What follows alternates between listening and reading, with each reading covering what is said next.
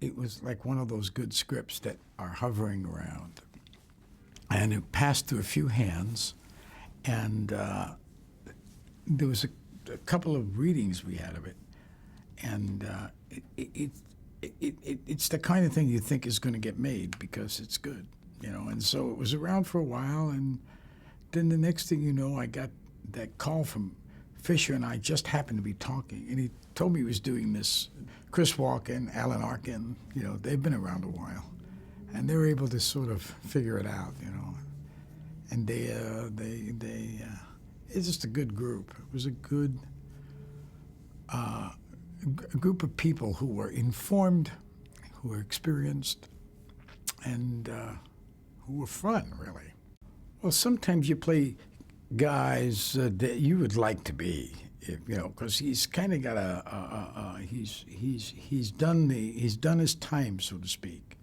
Unfortunately, he didn't deserve that, but 28 years is a long time to be serving in prison.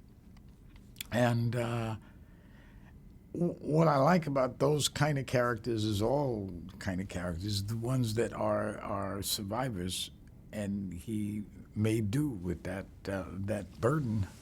And so I admire that in anybody. And in the character you're playing, it's something. So there are certain attributes that a character would have if they can do that. So I thought that Val must have these survivor instincts and the sense of what's more interesting than getting out after that amount of time and being like ready to go. He was out there saying, let's go party, let's go. I don't have to make up for the time I lost, but I'm ready to do what I got to do.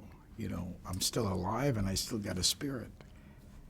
And I got my friend, and I can deal with things, you know, and yet at the same time there's a certain amount of, it's not Pollyanna, you know, there's a certain amount of despair that's come with the years.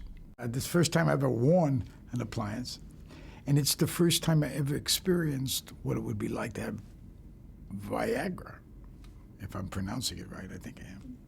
It's very popular. I've never had it. It's a sort of confession, but it's also kind of a boast at the same time. My Val did. And that was extremely interesting.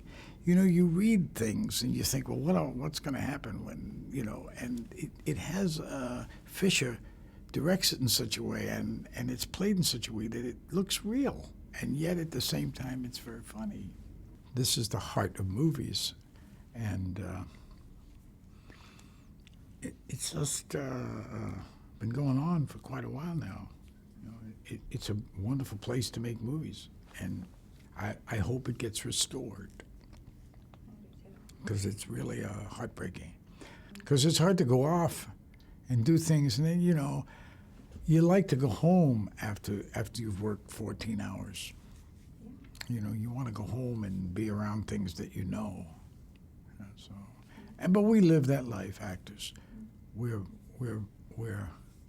a very random life, very anarchic life. We travel all over the world, which is so really great in a lot of ways. But after a while, you want to be home, especially if you have kids and stuff. And I have young children too. I think these are sort of movies I prefer to do. I don't know about what audiences want. It's sort of never been my province. I really don't know. I mean, I just try to do what I like and the best I can do it.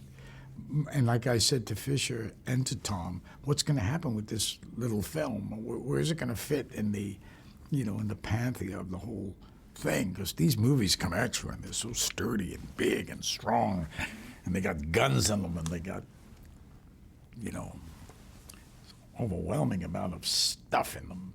Even though it deals with stuff that is unpleasant, it's a pleasant experience watching the movie. I had a good time watching it. I thought it was, I like to use that word, appealing. And you follow the guys and you sort of follow them and enjoy them. And you can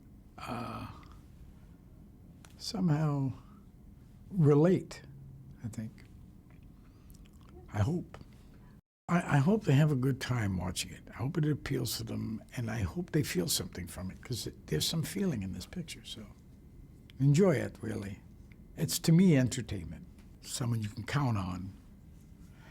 Someone who isn't going to screw you and is going to be there appropriately when you need them. And that's a good person to have, someone who really has you covered. You can trust. That, to me, that's my thing for a stand-up guy.